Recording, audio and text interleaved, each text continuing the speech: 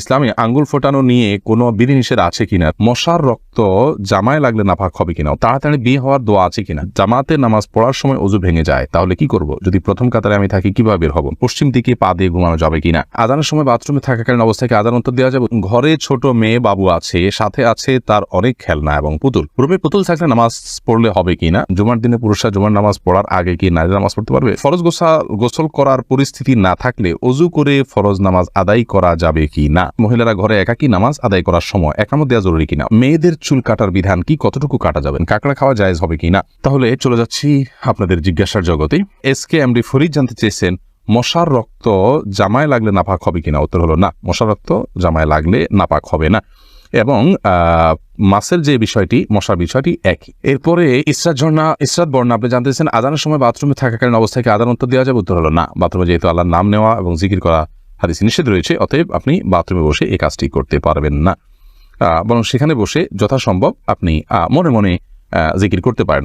বের হয়ে যদি আজান পান তাহলে সেক্ষেত্রে আপনি বের হওয়ার উত্তর দিতে পারেন। আব্দুল্লাহ মামুন জানতে চেয়েছেন মহিলারা ঘরে একাকী নামাজ আদায় করার সময় একামত দেওয়া জরুরি কিনা, উত্তর হলো না, একামত দিতে হবে না। সুবাইরা সাবেদ পপি আপনি জানতে চেয়েছেন এমন কোনো আমল আছে কি যেটা সারা রাত আমাদের শয়তান এবং খারাপ জিন থেকে হেফাজত করবে, সূরা বাকারার আপনার আয়াতুল কুরসি যেটি আছে সেটি আমাদেরকে শয়তান থেকে ইনশাআল্লাহ নিরাপদে রাখবে। এছাড়া 3 কুল সূরা ইখলাস, সূরা ফালাক, সূরা নাস 3 রাতে পড়ে শুবেন, ইনশাআল্লাহ শয়তান থেকে আল্লাহ তাআলা আপনাকে আশ্রয় রাখবেন। আয়াতুল কুরসি পড়ে ফু দিয়ে পুরো শরীর মুছে তারপরে শুবেন। মেয়েদের চুল কাটার বিধান কি, কতটুকু কাটা যাবে, মেয়েদের চুল আপনি কাটতে পারেন যদি সেটা পুরুষের মতো হয়ে যাচ্ছে, পুরুষ মেয়ে পার্থক্য করা যাচ্ছে না, এতদূর যদি না কাটেন, এবং কোনো ফাসেক মেয়েদের যারা চুলের বিভিন্ন স্টাইল করে কেটে কেটে তাদের সাথে সাদৃশ্য গ্রহণের উদ্দেশ্যে বা সাদৃশ্য হয়ে যায় সেরকম যদি না কাটেন, আপনার কথার কথা আপনি 2 ইঞ্চি 4 ইঞ্চি কাটলেন, বেশি লম্বা হয়ে যাচ্ছে, আপনার জন্য কন্ট্রোল করা কঠিন হয়ে যাচ্ছে, আপনি কাটতে পারেন। উম্মুল মুমিনিনদের কেউ চুল কেটেছেন, এটি বিশুদ্ধ হাদিস দ্বারা প্রমাণিত, অতএব এইটুকু আপনি কাটতে পারেন। কিন্তু কাটতে কাটতে যদি একেবারে পুরুষের মতো করে ফেলেন তাহলে সেটা উচিত নয়, কারণ পুরুষের সাথে সাদৃশ্য গ্রহণকারী নারীদের প্রতি আল্লাহ লানত বর্ষিত হয়েছে, ঠিক একইভাবে মেয়েদের সাথে সাদৃশ্য গ্রহণকারী পুরুষদের প্রতিও আল্লাহ তাআলা লানত বর্ষিত হয়েছে। তাসলিমা আক্তার জানতে চেয়েছেন মাছের আইশ বা রক্ত কাপড় লাগলে নামাজ হবে কিনা, মাছের রক্ত কাপড় লাগলে হবে না, এটা শরিয়া দৃষ্টিকোণ থেকে এটা আসলে রক্ত নয়, অতএব এই রক্ত যদি আত্মাচারা প্রবাহমান নয় বিধায় এই রক্ত কাপড়ে লাগলে নামাজ হবে, কোনো অসুবিধা নেই, আইশ লাগলে তো হবেই, কোনো অসুবিধা নেই। এমনি কামরুজ্জামান জানতে চেয়েছেন ঠোঁটের নিচে দাড়ি কাটার বিধান কি, ঠোঁটের নিচের এগুলো দাড়ির অন্তর্ভুক্ত, অথবা এগুলো কাটা যাবে না। আর সুরাইম আইডি থেকে আপনি জানতে চেয়েছেন তাড়াতাড়ি বিয়ে হওয়ার দোয়া আছে কিনা, না ভাই, তাড়াতাড়ি বিয়ে হওয়ার জন্য আসলে বিশেষ কোনো দোয়া নেই, তবে সূরা ফুরকান আয়াত নম্বর 74 রব্বানা হাব লানা মিন আজওয়াজিনা, এই রব্বানা থেকে আয়াতের শেষ পর্যন্ত এটুকু বিভিন্ন সময় বারবার করে পড়বেন, বিনাউজিত পড়তে পারেন, কোনো নির্দিষ্ট সংখ্যায় নাই, বিশেষ করে পড়বেন। এখানে আল্লাহর কাছে নেককার জীবন সঙ্গী পাওয়ার জন্য দোয়া রাখা হয়েছে, আপনি সেটা পাঠ করতে পারেন, কিন্তু স্পেসিফিকলি কোনো আমল নাই যেটা আমল করলেই আপনার দ্রুত বিয়ে হয়ে যাবে। আপনি উপার্জন করবেন, অভিভাবকদেরকে বোঝাবেন, এবং কোন পরিস্থিতি আপনার কি করণীয় কোনো আলেমের কাছ থেকে ডিরেকশন নেবেন, ইনশাআল্লাহ বিদিনিল্লাহ আল্লাহ রাব্বুল আলামিন সহজ করে দিবেন। লুৎফুর আনোয়ার জানতে চেয়েছেন কাঁকড়া খাওয়া জায়েজ হবে কি না, কাঁকড়া খাওয়া জায়েজ হওয়া না হওয়া নিয়ে ওলামায়ে কেরামের মধ্যে পার্থক্য আছে, ইমামদের মধ্যে পার্থক্য আছে। ইমাম আবু হানিফার মতে এটি মাকরুহ, অন্যান্য অনেক ইমামের মতে এটি সম্পূর্ণ জায়েজ আছে, কিন্তু হারাম কারোর মতে না। এবার সাব্বির আহমেদ জানতে চেয়েছেন জামাতে নামাজ পড়ার সময় ওযু ভেঙে যায় তাহলে কি করব, যদি প্রথম কাতারে আমি থাকি কিভাবে বের হব, প্রথম কাতারে যদি আপনি থাকেন তাহলে সেক্ষেত্রে আপনাকে চেষ্টা করতে হবে বের হওয়ার জন্য, যদি বের হতে পারেন তো আলহামদুলিল্লাহ। যেমন কোনো মসজিদে এখন মডেল মসজিদ যেগুলো হচ্ছে আমাদের দেশে, চারপাশে যাওয়ার জন্য হাঁটার জন্য কিছু জায়গা আলাদা রাখা আছে, টাইলস রাখা আছে, তো সেগুলোতে আপনি হেঁটে যেতে পারলে যাবেন। আর যদি খুব বেশি দীর্ঘ অনেকগুলো কাতার না থাকে, পেছনে 1, 2, 3টা কাতার থাকে, তাহলে হালকা ফাঁক করে আপনি বের হয়ে যাবেন। আর যদি এত বেশি মানুষ পেছনে থাকে যে আপনি বের হইতে গেলে অনেক মানুষকে কষ্ট দিয়ে বের হতে হবে, তাহলে আপনি ওই অবস্থায় বসে থাকবেন বা দাঁড়িয়ে থাকবেন সালাত বাদ দিয়ে, এরপরে আপনি বের হবেন। রাতে কি হাত ও পায়ের নখ কাটা যাবে কিনা জাকির হোসেন জানতে চেয়েছেন, যাবে, কোনো অসুবিধা নেই, হাত পায়ের নখ রাতে কাটাতে কোনো অসুবিধা নেই।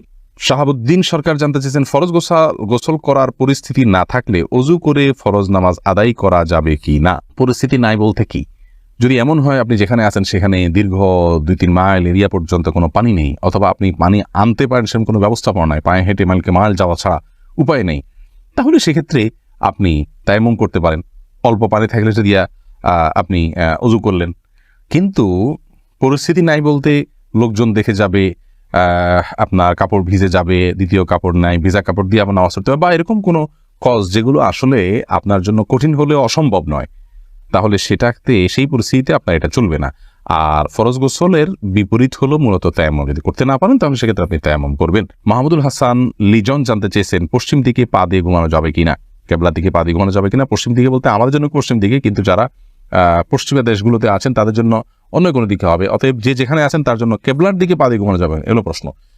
এই প্রশ্ন উত্তর হলো যে কোনো হাদিস আসলে কেবলার দিকে পা দিয়ে ঘুমাতে নিষেধ করা হয়েছে এরকম কোনো হাদিস কিন্তু নেই, পাই না আমরা। অতএব কেবলার দিকে পা দিয়ে ঘুমানো মৌলিকভাবে কোনো হাদিসে নিষিদ্ধ কোনো বিষয় নয়।